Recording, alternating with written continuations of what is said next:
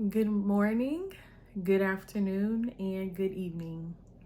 My name is Jacquesta Michel, and I am a licensed clinical social worker here in sunny South Florida. Today, I am so happy to be a part of the Faith and Mental Health Summit, and I will be presenting on integrating a mental health perspective within church and faith communities. A little bit about me is, as I said, I am a licensed clinical social worker. I have been in the field of social work for 10 years this year. I have a private practice here in South Florida, providing psychotherapy services. I use empowerment to assist others on a journey of healing, and I enjoy coming alongside a person and helping them along their healing journey. I see persons from all walks of life who may be going through life transitions or experiencing anxiety or depression, or someone who may feel stuck. About 90% of my clients are women, so I really enjoy helping and empowering women to live out their authentic selves and just partnering with them to help them on their journey. I also enjoy being an advocate for mental health, and I'm very big on self-care and making sure that we're taking care of ourselves, that we're taking care of our emotional health and mental health, as well as our physical health and our spiritual health.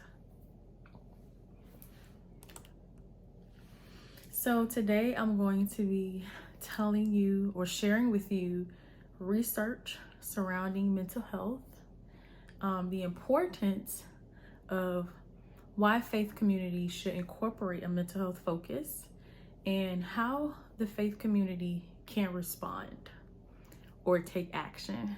This is really a call to action for church and faith communities. First, I want to pose a question to you. I want you to think about the messages that you receive surrounding mental health. Going back to your childhood, within your family system, what messages did you receive? Even now as an adult, in your social circles, even within the church, what messages have you heard about mental health, or persons with mental illnesses, or a person that may be struggling or having a mental health crisis? Some of the messages that I received were that a person is crazy, they have a demon or spirit, that they need to pray more, or they need to read their Bible and renew their mind. These are some of the messages that I heard. Or they're sick in the head, they're loco. So these are some of the messages that I received. Now, I want to share some of the research that is out there concerning mental health.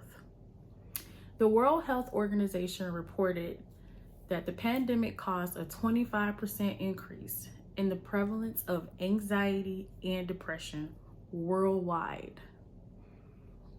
A 25% increase. We all experienced a traumatic event. It was a collective trauma. We all experience, or many of us experience, significant loss. We experience loss of employment, loss of what was our norm, loss of social connections with one another as we were social distancing, and many families didn't get to see each other for a year or two. Family members, if you had elderly family members, you may have not been able to see them, or you decided not to see them to protect them. So we all experienced that. And the impact of that is that we saw an increase in anxiety and depression. 1 in 5 people in the US suffer with a mental illness. So what that means is that if you have 5 people in your household or 5 family members, it is quite possible that one of them may suffer with a mental illness. Or if you're in a room with 10 people, 2 of those 10 people may be suffering with the mental illness. According to the National Council for Behavioral Health, at least 70% of adults in the US have experienced a traumatic event at least once in their lives. 70% of people in the US may have experienced a traumatic event. According to the CDC, in 2020, 45,979 people died by suicide. And that means that there was 1 death every 11 minutes. Think about that. 1 death every 11 minutes. That means that there could have been 6 deaths by suicide in 1 hour. A recent study by the CDC indicates a significant increase in suicide rates among young Black persons aged 10 to 24. This study was conducted between 2018 and 2021. So in the span of a few years, there was a significant increase in the suicide rate of young Black children and young adults, 10 to 24 years old. And a lot of that impact was from the pandemic and having to social distance and the trauma that we experience as a people, as a society, as the entire world. I also want to address the recent suicides affecting faith communities. We have seen over the course of a few years, a lot of people in leadership, including pastors, that are dying by suicide. This indicates that there is a need for the faith community to respond, to provide mental health support, or provide the resources for mental health support, or to take on a mental health focus. And I want to also address just suicide in general. We've been seeing a lot of celebrities and people who are dying by suicide. That indicates that we as a people, we really need mental health support. We need to address our mental and emotional health. So who are the people in the church or faith communities? We see people who are experiencing life transitions, people that have just gotten married, people that have just had a baby, people who just started new employment, people that relocated. These are all life transitions. People who have retired, people who are switching careers, starting new businesses. These are all life transitions. People who may be experiencing financial problems, people who suffer with a mental illness. Maybe someone suffers with depression or anxiety, or have been diagnosed with bipolar disorder or schizophrenia. People who have experienced loss, not just loss as far as death, but a loss of role, a loss of maybe financial loss. People who have experienced historical trauma or generational trauma or adverse childhood experiences or childhood trauma. People who have health conditions or may have recently received a health diagnosis,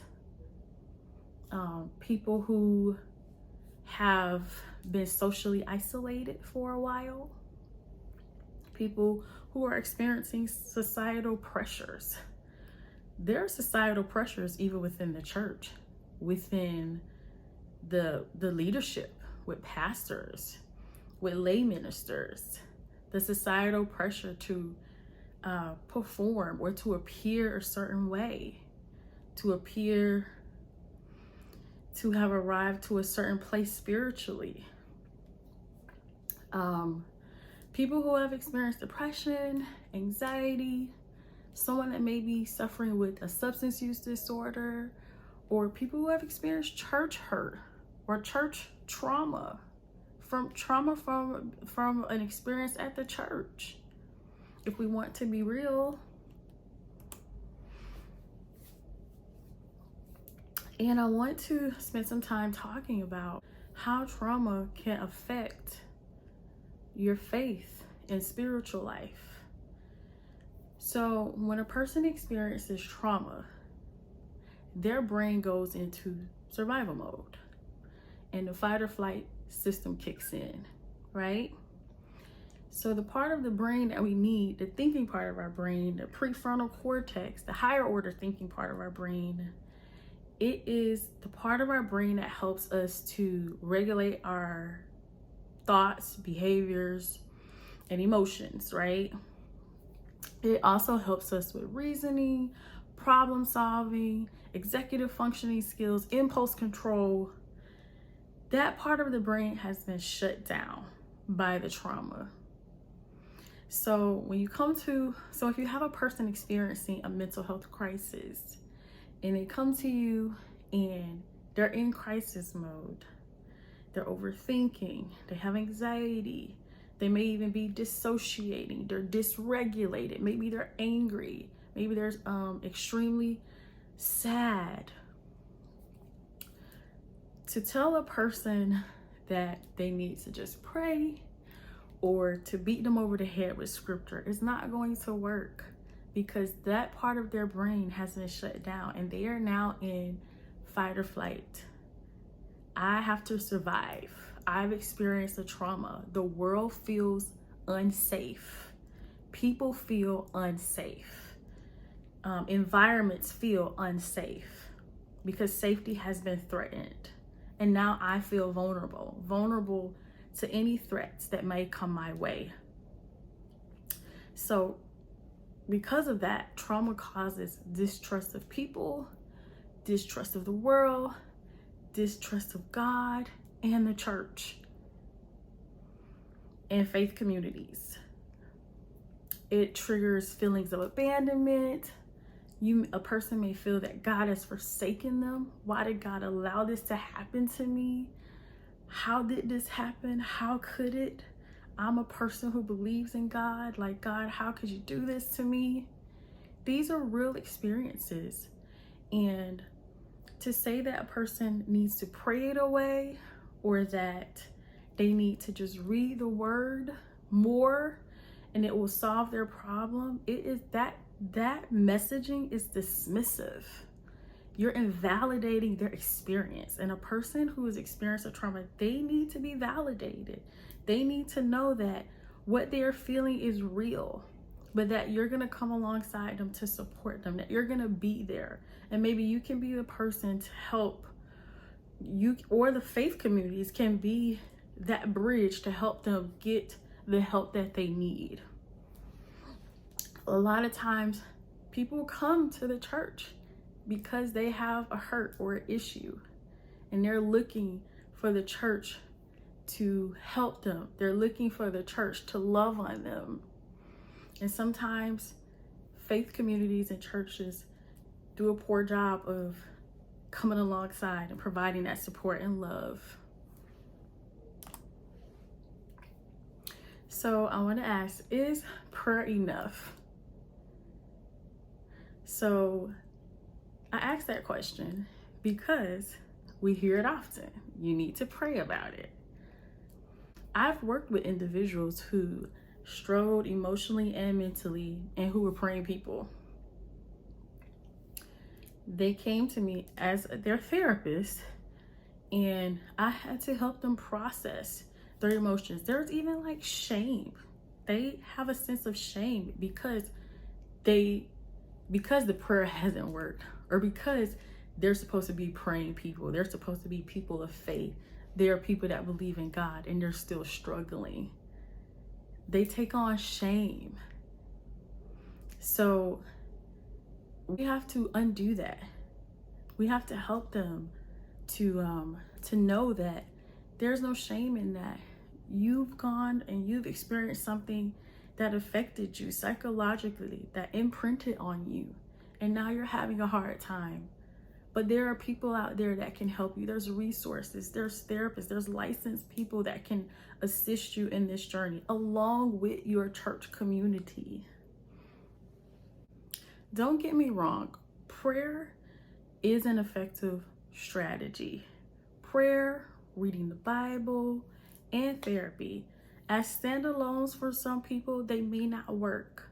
But using a combination of these strategies, if you're going to use prayer, use reading the Bible, use therapy, it can help to improve your mental health.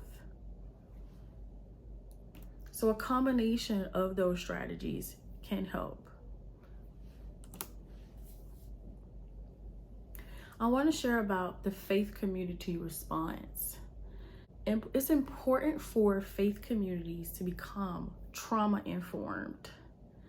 For a faith or church to be trauma informed, it needs to recognize the impact of trauma and integrate knowledge about trauma into its programming.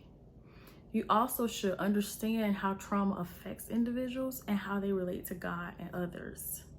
These are very important key things. You also need to make sure that you're providing a sense of safety to individuals who may have experienced trauma. When you take on a trauma-informed approach, you recognize that there may be people who are entering into your church or faith community who has experienced a trauma. Remember, 70% of people have experienced a trauma in their lives in the US, statistically. Additionally, what the faith community can do is include emotional wellness as an area of focus. So we look at different dimensions of wellness, right? We look at our physical health, we work out, we go to the gym, we encourage people to work on their diet and make sure they're taking care of their temple, their body.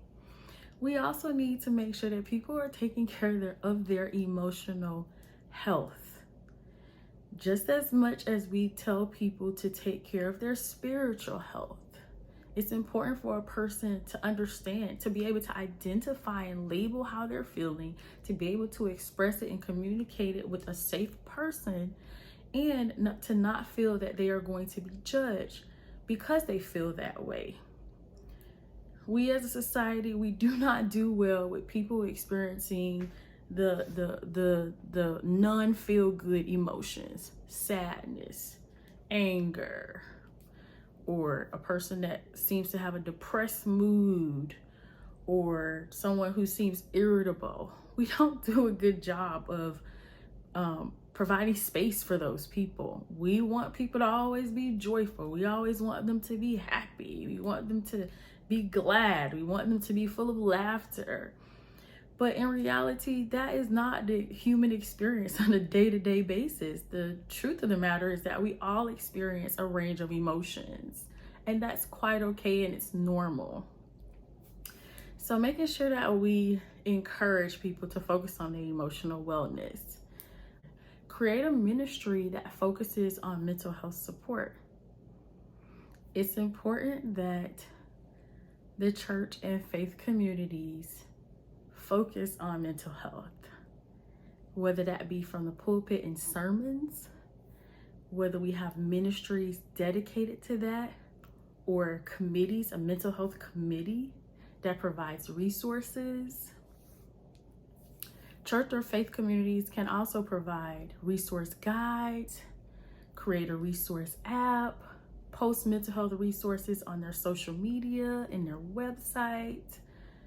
Make sure that it is integrated into your programming so that people know, hey, if you are struggling in an area, these are the resources that we have for you.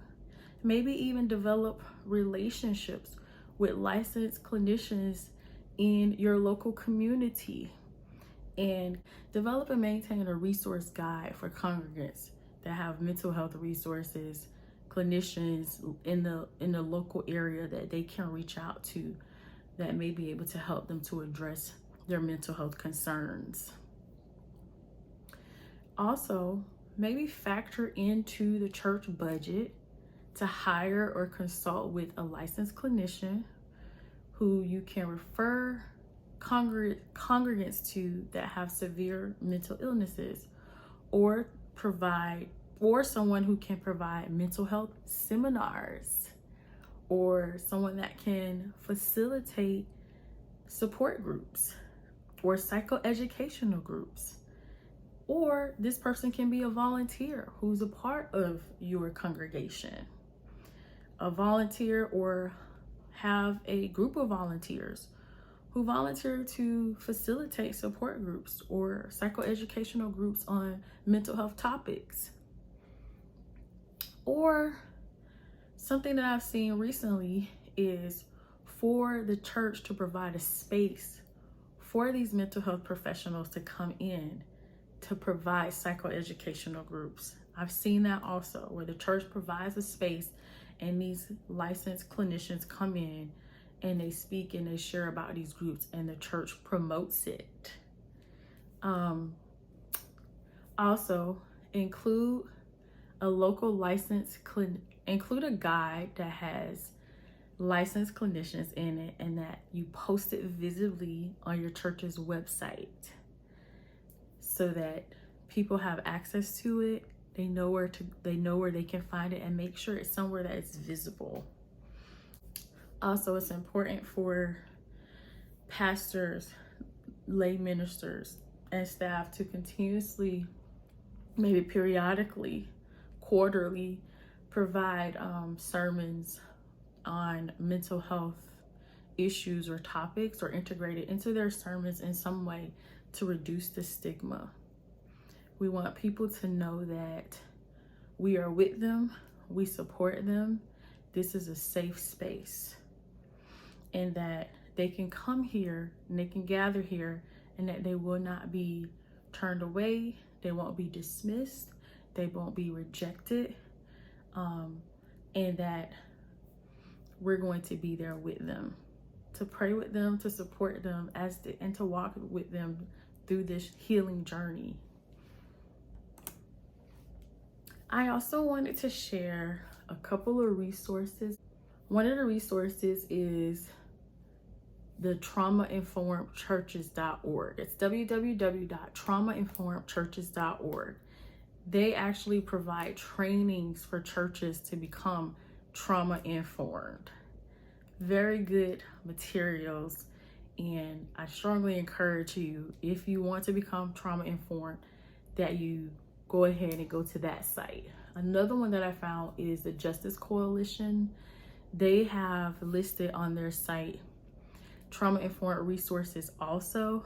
They talk about how a church can become trauma informed. They have videos that you can click on and information. They share information so that you can become a trauma informed church.